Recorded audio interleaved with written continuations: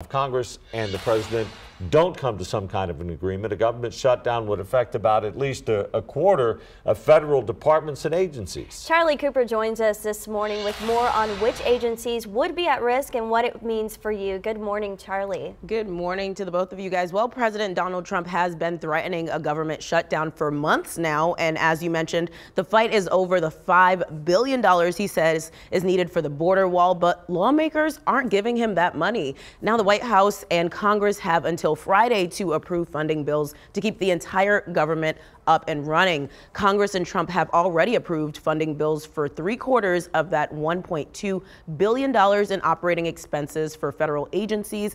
If funding runs on Friday, about 400,000 federal employees are expected to work without pay.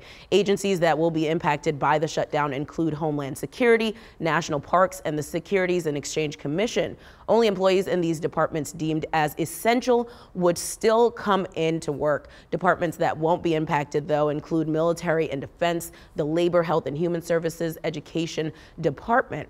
So the military is funded and would not be impacted. However, a shutdown could impact Border Patrol agents along the Texas-Mexico border, but it can all be avoided if the president and lawmakers agree on another short-term funding bill before next week. Audrey and Barry. All right. Thank you, Charlie. New this morning, a woman lost control